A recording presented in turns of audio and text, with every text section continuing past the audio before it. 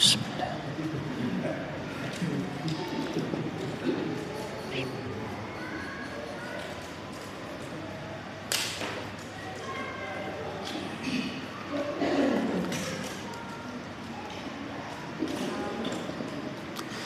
Bismillahirrahmanirrahim. Alhamdulillahi rabbil alamin. Allahumma salli wa sallim wa barik ala Muhammad wa ala ali Muhammad. Allahumma anfa'na bima 'allamtana wa 'allimna ma yanfa'una wa zidna ilma wa barik lana fi ilmina warzuqna al-ikhlasa fil qawli wal 'amali kamila wa nas'aluka Allahumma ilman nafi'an la yunsa wa tawfiqan da'ima wa sihhatan wa 'afiyatan wa yusran fi jami'i umurina amin ya rabbal alamin. Alhamdulillah kaum muslimin rahimakumullah. Hari ini 21 Safar 1443 kita lanjutkan pengajian tafsir Al-Quran satu hari satu halaman. Kita sudah sampai pada halaman 61 dari Mushaf Al-Quran, yaitu surah Ali Imran ayat 84 sampai 91 insyaallah ta'ala. أعوذ بالله السميع العليم من الشيطان الرجيم من همزه ونفخه ونفثه قل آمنا بالله وما أنزل علينا وما أنزل على إبراهيم وإسماعيل وإسحاق ويعقوب والأسباط وما أوتي موسى وعيسى والنبيون من ربهم لا نفرق بين أحد منهم ونحن له مسلمون ومن يبتغ غير الإسلام دينا فلن يقبل منه وهو في الآخرة من الخاسرين كيف يهدي الله قوما كفروا بعد إيمانهم وشهدوا أن الرسول حق وجاءهم البينات والله لا يهدي القوم الظالمين أولئك جزاؤهم أن عليهم لعنة الله والملائكة والناس أجمعين خالدين فيها لا يخفف عنهم العذاب ولا هم ينظرون إلا الذين تابوا من بعد ذلك وأصلحوا فإن الله غفور رحيم إن الذين كفروا بعد إيمانهم ثم ازدادوا كفرا لن تقبل توبتهم وأولئك هم الضالون إن الذين كفروا وماتوا وهم كفار فلن يقبل من أحدهم ملء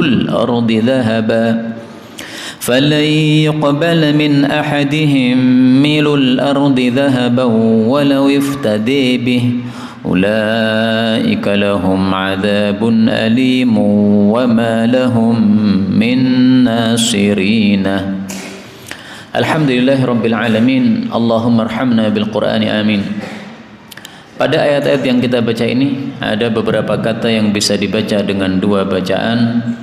Yang pertama pada ayat 84 wan nabiyuna boleh dibaca wan nabiyuna sebagaimana biasanya. Kemudian ayat 85 wa huwa boleh juga wah huwa haknya disukun sebagaimana biasanya. Demikian juga pada ayat yang ke-91 mil'u saya baca tadi milu. Jadi hamzahnya dihapus, kemudian harokatnya hamzah dipindah kepada harokat lam. Milul ardi. Dan ini adalah qiraah riwayat Ibnu Wardan. Dan semuanya adalah qiraah mutawatirah yang sumbernya dari Sayyidina Rasulullah sallallahu alaihi wasallam.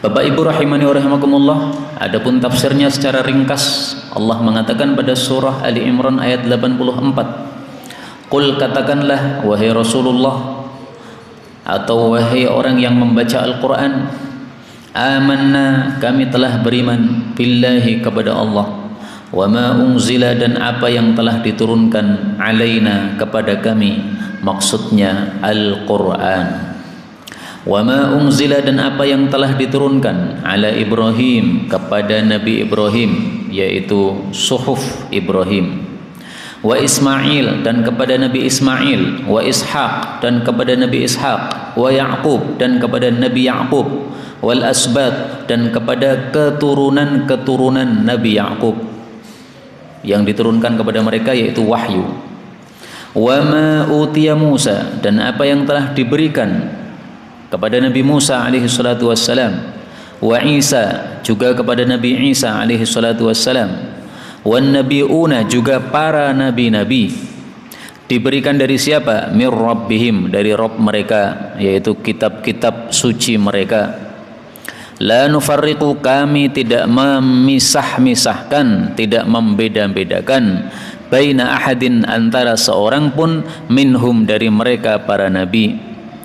Wa nahnu, dan kami ini, lahu, hanya kepada Allah, muslimun, Islam atau tunduk. Kaum muslimin rahimani wa rahimakumullah, ayat ini termasuk ayat yang bicara tentang akidah atau iman. Bagaimana itu?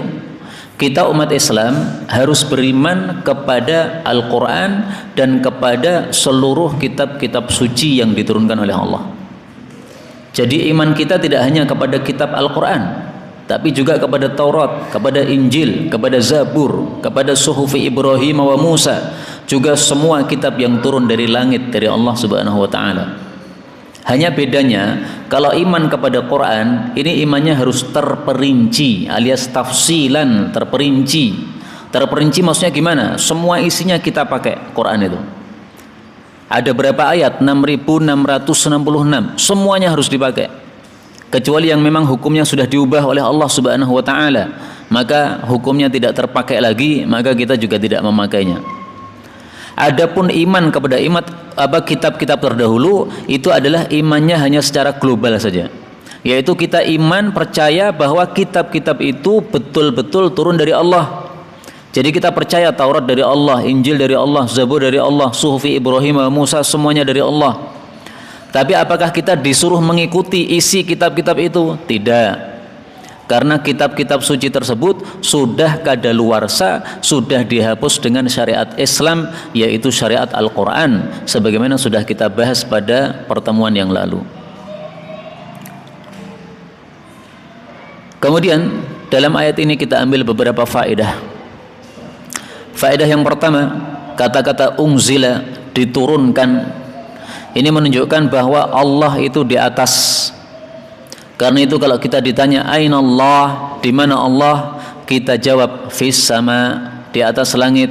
Sebagaimana dalam hadis yang sahih, ada seorang sahabat wanita ditanya oleh Nabi sallallahu alaihi wasallam, aina Allah, di mana Allah? Maka dia menjawab fis sama, Allah di atas langit. Maka Rasulullah mengatakan, a'tikha, merdekakan ini wanita, karena dia waktu itu budak. Fa innaha mu'minah, dia adalah seorang beriman. Maka kita tidak mengikuti perkataan-perkataan ahli kalam, ahli-ahli kalam yang mengatakan bahwasanya Allah tidak punya tempat, katanya. Mana ada ayat satu saja mengatakan Allah tidak punya tempat? Nggak ada kata-kata itu. Kata-kata itu kalau dibahasa Arabkan jadinya begini: Allah bila makan, Allah tanpa tempat. Mana ada ayat yang lafalnya seperti itu, Allah bila makan? Mana ada hadis yang isinya seperti itu, Allah bila makan? Nggak ada. Karena itu Ibnul Qayyim mengatakan seribu ayat kalau kita kumpulkan menunjukkan bahwasanya Allah berada di atas. Salah satunya ayat ini, wa ma unzila alaina, diturunkan. Siapa yang menurunkan? Allah. Turun itu dari mana? Dari atas ke bawah. Berarti Allah itu di atas.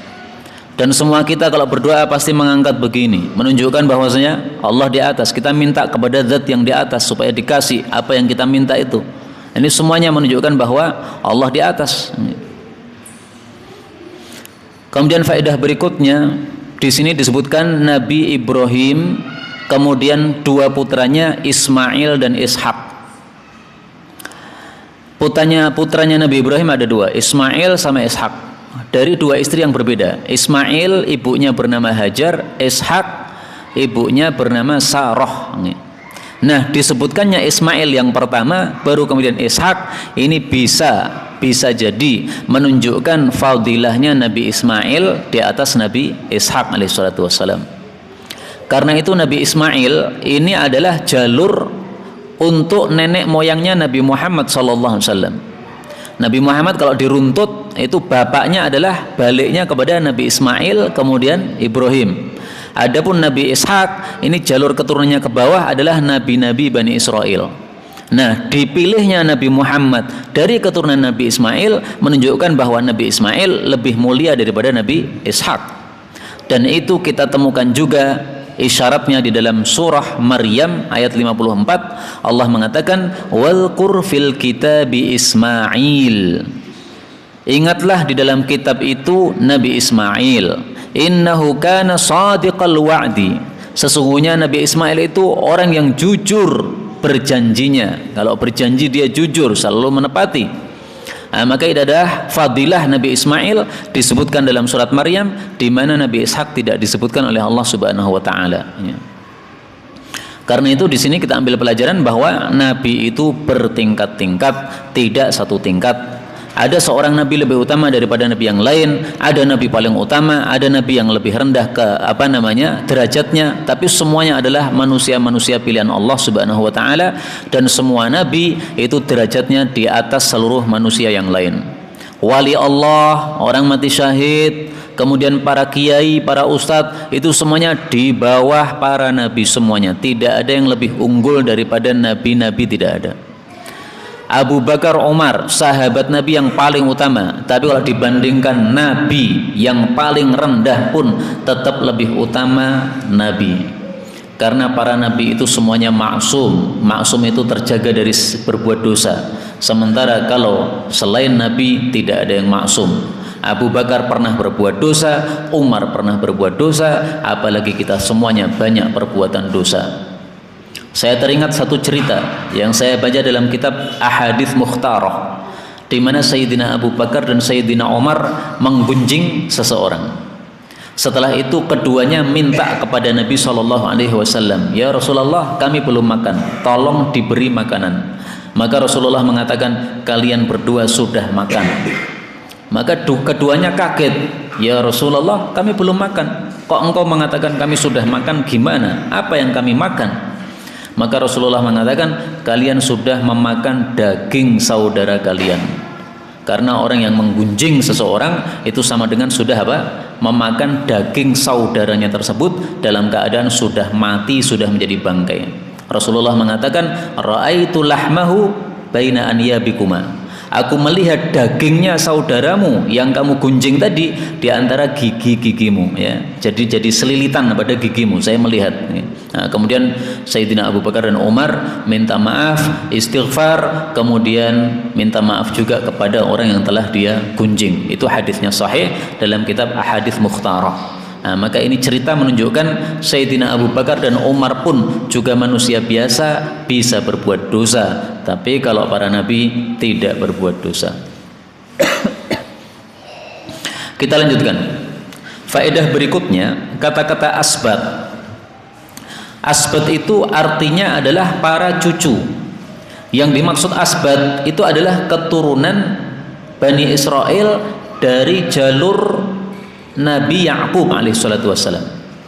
Nabi Ya'qub, bapaknya Nabi Yusuf, ini punya 12 anak. Nah, masing-masing anak ini kemudian punya anak-anak, punya kabilah-kabilah. Nah, kabilah yang 12 inilah yang disebut sebagai Al-Asbat, seluruh keturunan Nabi Ya'qub alaihissalatu wassalam. Faedah berikutnya yang dimaksud la nufarriqu baina ahadim minhum, kami tidak memisahkan antara seorang pun dari para nabi-nabi, maksudnya kita disuruh beriman kepada seluruh para nabi. Tapi berimannya berbeda ya. Kalau untuk Nabi Muhammad SAW, sifat iman kita adalah iman yang tafsil, yang terperinci. Semua yang disampaikan Nabi kita ikuti, nggak ada yang kita tolak. Adapun iman kita kepada para nabi-nabi selain Nabi Muhammad SAW itu adalah iman secara global saja, yaitu kita meyakini nabi-nabi tersebut betul-betul utusan Allah Subhanahu wa taala. Tapi tidak kita mengikuti apa yang diucapkan oleh para nabi-nabi tersebut. Para nabi-nabi punya kitab-kitab, kita tidak ikuti isi kitab mereka. Kenapa? Tidak untuk kita. Dalam hadis Musnad Ahmad diriwayatkan bahwasanya Sayyidina Umar ketika dia menulis dengan bahasa Arab, kitab Injil diterjemahkan dengan bahasa Arab oleh Sayyidina Umar. Setelah itu dibawa kemudian dibaca di hadapan Rasulullah SAW. Maka Rasulullah wajahnya merah, tanda beliau murka. Kemudian para sahabat mengatakan, wahai Sayyidina Umar, kamu lihat wajah Nabi lagi murka. Maka Sayyidina Umar kemudian minta maaf kepada Rasulullah SAW. Maka dijelaskan oleh Nabi SAW, kalau seandainya Nabi Musa turun, dia tidak mungkin tidak mengikuti saya. Dia juga akan mengikuti saya. Kalian kalau mengikuti Nabi Musa, kalian sesat. Kenapa? Karena kalian itu umat yang merupakan jatah saya. Sementara saya itu adalah Nabi yang merupakan jatah kalian. Jadi masing-masing umat sudah punya jatah. Nabinya siapa? Nabi juga punya jatah. Umatnya siapa? Nah, umat akhir zaman ini jatahnya Nabi Muhammad SAW. Sehingga di sini yang dimaksud tidak membeda-bedakan itu maksudnya tidak seperti tingkah Yahudi dan Nasrani. Kalau Yahudi kan pilih-pilih. Yahudi mengatakan Isa bukan Nabi, Isa itu anak zina. Na'udzubillah. Nasrani juga begitu, pilih-pilih. Isa itu Nabi atau anak Tuhan, malah mereka Nasrani yang dulu mengatakan apa? Isa itu Nabi, tapi Nasrani yang sekarang malah mengatakan Isa itu anak Tuhan. Tapi mereka tidak percaya Nabi Muhammad sebagai Nabi. Nah, ini berarti memisah-misahkan para Nabi. Nah, kita tidak boleh begitu. Namanya Nabi itu Nabi benar. Kalau Nabi palsu itu bukan Nabi. Tapi kalau yang betul-betul Nabi itu pasti betul-betul datang dari Allah Subhanahu wa ta'ala. Kita lanjutkan ayat 85. Allah mengatakan waman, dan barang siapa yang yabtaghi, mencari ghairal islami, selain Islam, dinan, sebagai agama, falan, maka tidak akan yuqbala minhu, diterima darinya, wahwa, dan dia itu fil akhirati, di akhirat kelak, minal khasirin, termasuk orang-orang yang merugi. Ayat ini termasuk dua ayat yang menolak paham bahwa semua agama sama. Tidak benar. Ada dua ayat kita temukan bahwasanya tidak semua agama sama. Agama itu hanya dua macam. Ada agama yang benar, ada agama yang batil atau kafir. Maka selain Islam semuanya berarti batil atau kafir. Karena itulah para ulama mengatakan al-kufru millatun wahidah. Namanya kafir itu satu agama. Mau Yahudi, mau Nasrani, mau Hindu, mau Buddha, itu semuanya namanya kafir, non muslim. Yang benar cuma satu, Islam. Ini namanya keyakinan seperti ini. Orang yang mengatakan semua agama sama, banyak jalur menuju ke surga, bisa dengan jalur Hindu, bisa dengan Buddha, itu namanya nggak punya keyakinan. Yang punya keyakinan harus yakin bahwa kebenaran hanya satu saja. Dan kebenaran hanya satu saja, itu banyak dalil yang menunjukkan hal itu. Contohnya saja, Allah Subhanahu wa ta'ala mengatakan Allahu waliyul ladzina amanu yukhrijuhum minadh dhulumat ilan nur. Allah pengurusnya orang-orang beriman. Allah mengeluarkan orang beriman dari kesesatan-kesesatan kepada cahaya. Perhatikan kata-katanya, kesesatan-kesesatan, jamak, banyak, cahaya, satu. Allah tidak mengatakan kepada cahaya-cahaya, tapi kepada cahaya, menunjukkan bahwa cahaya atau petunjuk hanya satu, yaitu Islam. Adapun selain Islam itu semuanya zulumat, kesesatan-kesesatan. Mau Hindu, mau Buddha, mau Yahudi, mau Nasrani, semuanya adalah kesesatan-kesesatan. Jadi kesesatan yang banyak, sementara petunjuk hanya satu, yaitu Islam. Kemudian yang dimaksud minal khasirin, termasuk orang-orang yang rugi, itu maksudnya adalah orang-orang yang masuk ke dalam neraka. Jadi di akhirat besok itu hanya ada dua kelompok, kelompok yang rugi dan kelompok yang untung. Rugi itu maksudnya masuk neraka, untung itu maksudnya masuk surga. Karena itulah Allah mengatakan dalam surah Al-Mu'minun, qad aflahal mu'minun, sungguh telah beruntung orang-orang yang beriman. Maksudnya apa? Masuk surga. Ada satu hadis meskipun dhaif ya, tetapi isinya benar. Riwayat Imam Tirmidzi, unzila alayya 10 ayatin, telah diturunkan kepada saya 10 ayat. Man aqamahunna, siapa yang mengamalkan 10 ayat ini, dakhalal jannah, pasti masuk jannah. Lalu Nabi membaca, qad aflahal mu'minun alladzina hum fi salatihim khashi'un walladzina hum 'anil lagwi mu'ridun, dan seterusnya sampai 10 ayat. Ini 10 sifatnya orang-orang beriman disebutkan pada surah Al-Mu'minun. Karena itu mari kita melihat diri kita masing-masing. Kita ini sudah termasuk mukmin atau belum? Caranya gimana? Lihat surat Al-Mu'minun, baca sampai rukuk pertama. Itu sifat-sifat orang beriman. Nah, nanti kalau kita perhatikan ternyata kita belum begitu, berarti kita belum mukminun yang sempurna. Ya kita sudah beriman, kita sudah menyembah Allah ya. Kita sudah beragama Islam, setiap hari sholat 5 waktu, itu sudah beriman. Tapi iman kita belum sempurna kalau belum memiliki 10 ayat yang disebutkan dalam surat Al-Mu'minun ini. Mudah-mudahan semua kita masuk ke dalam jannah, termasuk orang-orang yang beruntung tanpa masuk neraka sama sekali. Amin ya rabbal alamin. Kita lanjutkan ayat 86. Allah mengatakan, kaifa, bagaimana mungkin, yahdillahu, Allah memberikan petunjuk, qauman, kepada suatu kaum, kafaru, yang mereka itu kafir, ba'da imanihim, setelah iman mereka, wa syahidu, dan mereka juga bersaksi, anna rasulah, bahwasanya rasul yaitu Nabi Muhammad sallallahu alaihi wasallam, haqqun, adalah benar, yaitu betul-betul nabi, wa ja'ahum, dan telah datang kepada mereka al-bayyinat, keterangan-keterangan, maksudnya bukti-bukti bahwa Nabi Muhammad adalah nabi. Wallahu, dan Allah itu la yahdi, tidak menunjuki al-qaumadz zalimin, kaum yang zalim. Jadi maksud ayat ini, orang kalau sudah tahu kebenaran tetapi pilih kekafiran, tidak bakal dapat petunjuk. Contohnya siapa? Yahudi, Nasrani. Yahudi sudah dapat petunjuk. Kenapa? Karena sudah diberi kitab Taurat. Semestinya mereka mengamalkan isi kitab Taurat. Kalau mereka mengamalkan betul-betul isi kitab Taurat, pasti iman kepada Nabi Muhammad sallallahu alaihi wasallam.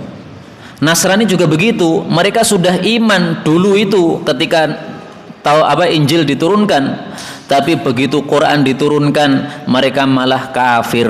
Itulah yang dimaksud kafaru ba'da imanihim, kafir setelah iman. Taurat turun, mereka ikuti, itu iman namanya. Begitu Injil datang, mereka tidak ikuti, itu namanya kafir.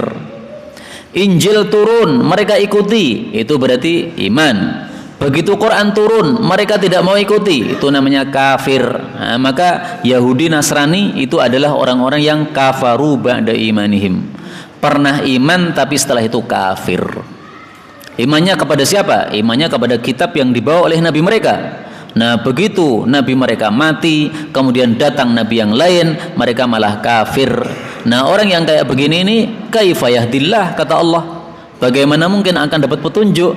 Orang sudah tahu ini benar, Nabi Muhammad itu benar, tapi tidak mau mengikuti, ya nggak bakal dapat petunjuk. Maka kalau orang mengetahui kebenaran tapi tidak mau mengamalkan, itu jauh dari petunjuk. Jauh dari apa? Petunjuk. Di sini disebutkan waja'ahumul bayyinat, telah datang kepada mereka bukti-bukti bahwa Nabi Muhammad itu nabi. Apa buktinya? Oh, buktinya banyak. Bahkan dalam surat Al-Baqarah Allah mengatakan ya'rifunahu kama ya'rifuna abna'ahum. Ahli kitab itu mengetahui Nabi Muhammad seperti mereka mengetahui anak mereka sendiri.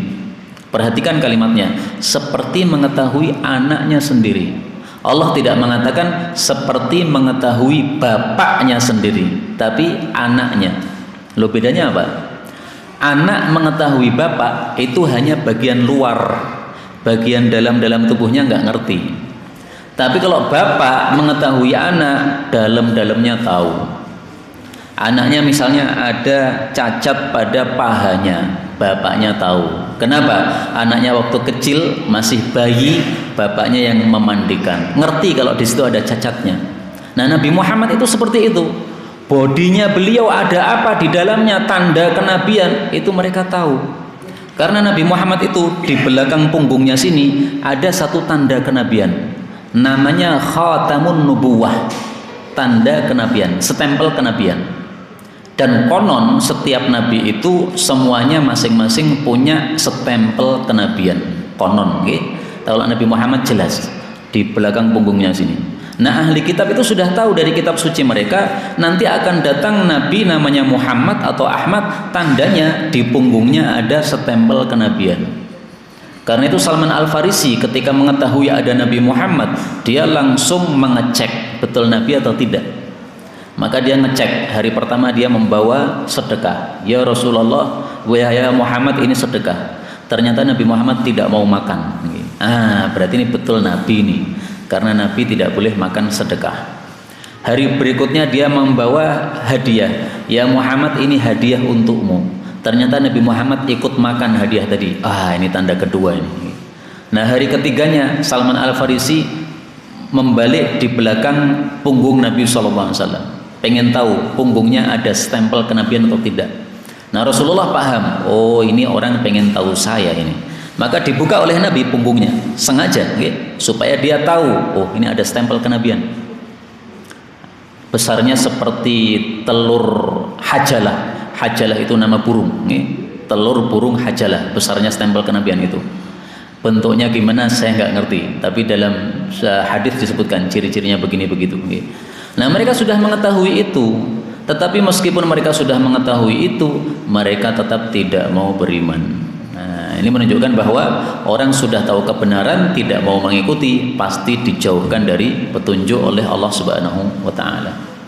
Pelajaran berikutnya di sini disebutkan Allah tidak kasih petunjuk kepada orang-orang yang zalim. Ini menunjukkan bahaya berbuat zalim. Bahayanya apa? Dia dijauhkan dari hidayah. Karena itu jangan sekali-kali kita zalim kepada orang. Zalim itu macam-macam. Zalim itu bisa kepada harta orang, mengambil hartanya. Zalim itu bisa kepada kehormatan orang, menuduhnya, mengejeknya dan sebagainya. Zalim itu bisa kepada badan seseorang, menjotosnya dan sebagainya. Semua itu kezaliman. Nah, di sini Allah katakan Allah tidak kasih petunjuk orang-orang zalim. Karena itu saya mengingatkan saudara-saudara saya. Mereka saya anggap saudara karena mereka adalah muslim. Tetapi mereka mengatakan Abu Zaidan ini kelompok sesat, dia orang Syiah. Saya ingatkan sekali lagi, dan ini peringatan terakhir, kalau panjenengan pengen mendapatkan hidayah dari Allah, jangan mendolimi saya seperti itu, karena Allah mengatakan di sini, wallahu la yahdil qaumadh dhalimin. Allah tidak kasih petunjuk kepada orang-orang yang zalim. Kalau engkau itu bertaubat kepada Allah, tidak lagi menuduh saudaramu sesama muslim, kamu akan diampuni oleh Allah. Tapi kalau tidak tobat, maka nanti kita akan berjumpa di hadapan Allah Subhanahu wa taala. Baik, kita lanjutkan ayat 87. Allah mengatakan ulaika, mereka itu jazaohum, balasan mereka, anna alaihim atau alaihim, dua qiraah ya, bahwasanya atas mereka laknatullahi, laknatnya Allah, wal malaikati, dan para malaikat, wan nasi ajmain, dan manusia semuanya. Jadi orang-orang kafir itu nanti akan dilaknati Allah, dilaknati malaikat, dilaknati semua manusia. Itu nanti ya. Kalau sekarang belum. Sekarang orang-orang kafir itu mereka dipuji-puji oleh pengikut-pengikut mereka, tidak ada yang melaknati. Tapi nanti di akhirat, para pentolan-pentolan kafir itu akan melaknati pengikut-pengikutnya. Pengikut-pengikutnya akan melaknati pemimpin-pemimpinnya, saling laknat. Maka orang-orang kafir itu di akhirat nanti dilaknati Allah, dilaknati malaikat, dilaknati semua manusia, muslim kafir semuanya melaknati. Naudzubillah. Laknat itu apa sih? Laknat itu dijauhkan dari rahmat Allah. Jadi kalau dilaknati artinya didoakan supaya jauh dari rahmat Allah. Kalau sudah jauh dari rahmat Allah, berarti tidak mungkin masuk surga. Dengan kata lain, kekal di neraka. Karena itu Allah mengatakan pada ayat berikutnya, khalidina, mereka kekal fiha, di dalamnya, di dalam laknat itu. La yukhaffafu, tidak diringankan, anhum, dari mereka, al-adzabu, siksaan, walahum, dan tidaklah mereka itu yungdharun, diberi tempo. Ini kondisi orang berada di neraka, siksanya tidak pernah diringankan sama sekali. Banyak ayat yang menunjukkan siksa neraka tidak diringankan. Surat Az-Zukhruf ayat 75 Allah mengatakan, la yufattaru anhum wa hum fihi mublisun, tidak akan dilemahkan siksaan terhadap mereka dan mereka putus asa di dalamnya. Surat An-Nisa ayat 56, kullama nadijat juluduhum baddalnahum juludan ghairaha, setiap kali kulit mereka sudah matang, maka Allah akan mengganti dengan kulit yang baru. Kenapa? Karena kulit ini kan ada saraf-sarafnya. Sarafnya kalau sudah mati, maka sakitnya tidak terasa. Maka Allah ganti kulit yang baru supaya terasa sakit lagi. Surat Al-Isra ayat 97, kullama khabat zidnahum sa'ira, setiap kali api itu sudah menjadi tenang, maka kami tambahi nyalaannya sehingga menjadi dahsyat lagi. Ini semuanya dalil-dalil menunjukkan bahwa siksa di neraka tidak akan diringankan oleh Allah Subhanahu wa taala. Karena itu kita berlindung kepada Allah Subhanahu wa taala, jangan sampai ada di antara kita dan keluarga kita yang mati dalam keadaan kafir. Karena kalau mati kafir itu kekal di neraka, siksanya tidak akan diringankan. Naudzubillahi min syarri dzalik. Allah kemudian mengatakan, illa, kecuali, alladzina, orang-orang yang tabu, tobat, mim ba'd dzalika, setelah itu, yaitu setelah kafir itu, wa aslahu, dan mereka memperbaiki diri, fa innallaha, maka sesungguhnya Allah ghafurun, maha pengampun, rahimun, maha penyayang. Jadi tidak ada dosa yang tidak diterima tobatnya oleh Allah. Semua dosa itu kalau orang tobat diterima oleh Allah. Ini tadi kan bicara orang kafir kan, berarti tabu tobat itu tobat dari apa? Dari kekafiran. Mereka kafir tapi akhirnya memperbaiki diri, yaitu menjadi iman, diterima oleh Allah. Ada kisah menarik, sahabat Amr bin As. Dia itu orang kafir, pentolan kafir, dan dia itu suka berbuat jahat, merampas harta orang, membunuh orang, mungkin juga berzina, minuman keras dan sebagainya, macam-macam. Nah, maka ketika dia masuk Islam itu dia ragu-ragu, saya masuk Islam ini dosa-dosa saya masih ada atau tidak ini? Karena kalau saya masih berdosa sama saja nih, saya masuk Islam nggak ada untungnya ini. Maka dia minta syarat kepada Rasulullah, ya Rasulullah, saya mau masuk Islam, tapi saya minta syarat dulu. Nabi bertanya, syaratmu apa? Dia mengatakan, syaratnya saya diampuni dosa-dosanya. Maka Rasulullah menyampaikan hadis yang terkenal itu. Ama alimta, apa kamu tidak tahu? Annal Islam yahtimu makana qablah. Islam itu menggugurkan semua dosa sebelum masuk Islam. Jadi untung orang itu kalau dosanya banyak kemudian masuk Islam, ini nol dosa. Ini lebih suci daripada kita yang sudah lama masuk Islam. Kenapa? Kita yang sudah lama masuk Islam, kita punya pahala, tapi juga punya dosa, dan kita nggak tahu dosa kita lebih banyak atau pahala kita. Tapi kalau orang kafir kemudian masuk Islam, nah pada saat masuk Islam itu dosanya nol total. Dan Islam itu masya Allah, agama sangat indah. Ada orang kafir banyak dosa, ketika masuk Islam dosanya nol. Tapi kalau orang kafir ini banyak kebaikannya sebelum masuk Islam, ketika masuk Islam pahala-pahala itu ikut semua. Ada seorang sahabat Nabi namanya Hakim bin Hizam. Dia usianya 120 tahun. 60 tahun masa jahiliyah, 60 tahun masa Islam.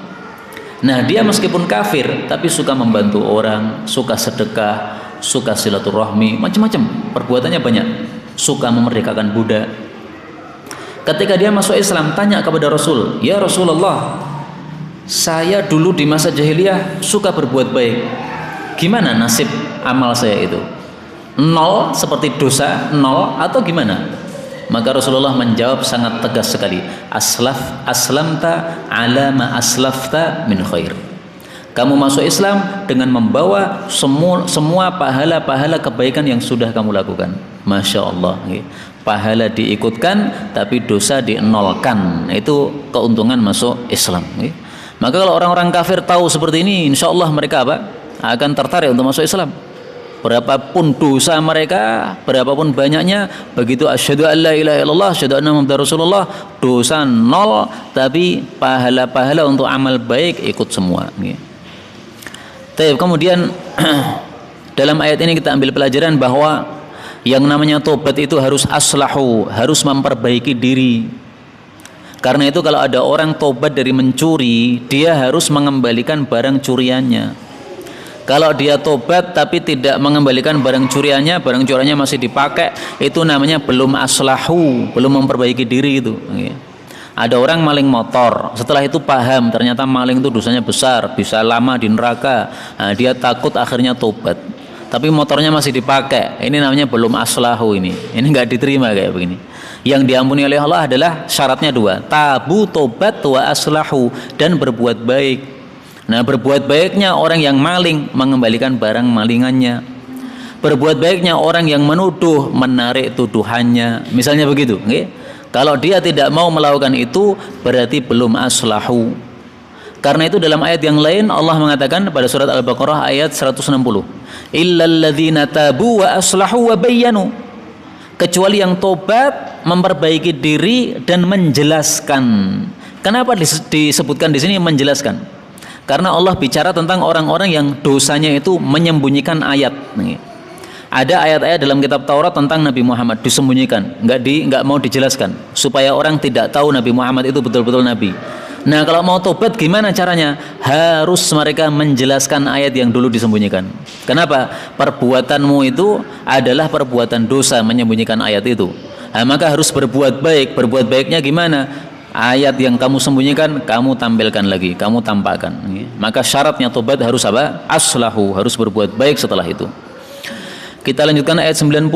Allah mengatakan innal ladzina kafaru, sesungguhnya orang-orang yang kafir, ba'da imanihim, setelah iman mereka, tsummazdadu kufran, kemudian mereka bertambah-tambah kafir, lan tuqbala taubatuhum, tidak bakal diterima tobat mereka, wa ulaikahum, dan mereka itu ad-dhallun, orang-orang yang sesat. Yang dimaksud bertambah-tambah kekafiran itu maksudnya bertambah-tambah kekafiran sampai akhir hayat, itu maksudnya. Jadi ringkasnya ayat ini gimana? Kalau ada orang kafir sampai mati tidak akan tobat diterima. Maka ayat ini semakna dengan ayat yang lain, yaitu pada surah An-Nisa ayat 18. Walaisatit taubatu lilladzina ya'maluna sayyi'at hatta idza hadara ahadahumul mautu qala inni tubtul an. Taubat itu tidak diberikan kepada orang-orang yang suka melakukan dosa-dosa, lalu setelah sakaratul maut datang kepada dia baru mengatakan saya tobat sekarang. Ini enggak diterima kayak begini, tobat gini.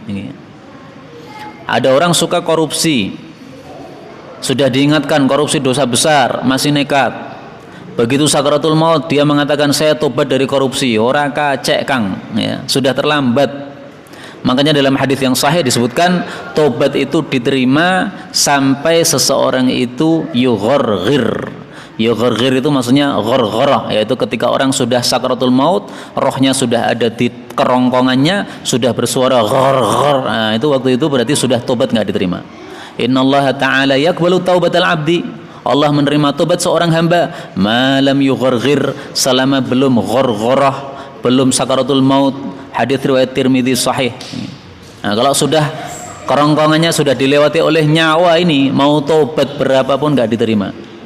Itulah rahasianya kenapa malaikat Jibril ketika melihat Firaun tenggelam, di laut itu, maka dia ambil endutnya laut, kemudian dimasukkan pada mulutnya Fir'aun. Kenapa? Kata Jibril, saya khawatir dia belum mati, dia belum segera mati, nanti akan diterima tobatnya oleh Allah. Jadi Jibril ini sudah gregetan sama Fir'aun ini, sehingga dia tidak rela kalau Fir'aun ini diterima tobatnya oleh Allah. Maka diambil endut, masukkan pada mulutnya Fir'aun, gendang mate kan nggak bisa tobat. Nah, makanya Fir'aun mati dalam keadaan kafir, tidak diterima tobatnya oleh Allah Subhanahu wa Ta'ala. Itu maksud ayat ini. Adapun kalau orang yang kafir tambah kafir tambah kafir tambah kafir, setelah itu sebelum matinya tobat, ya, 1 pekan sebelum matinya tobat, ya, itu masih diterima tobatnya. Itu bukan yang dimaksud ayat di sini, ya. Makanya para ahli tafsir mengatakan yang dimaksud bertambah-tambah kafir itu maksudnya sampai akhir hayat.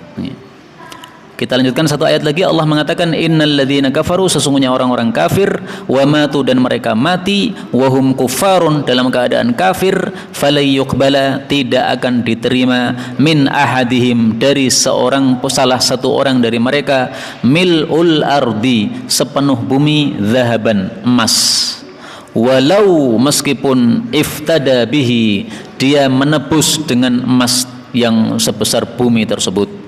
Ulaika, mereka itu, lahum, bagi mereka, adzabun alimun, siksaan yang menyakitkan, yaitu neraka. Wa ma lahum, dan tidak ada bagi mereka, min nasirin, penolong-penolong.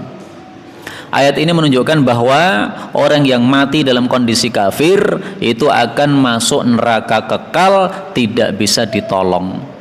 Tidak ada penolong, maksudnya apa? Kekal di neraka. Dan ini adalah konsep Ahlus Sunnah wal Jamaah. Konsepnya apa? Tidak ada yang kekal di neraka selain kafir.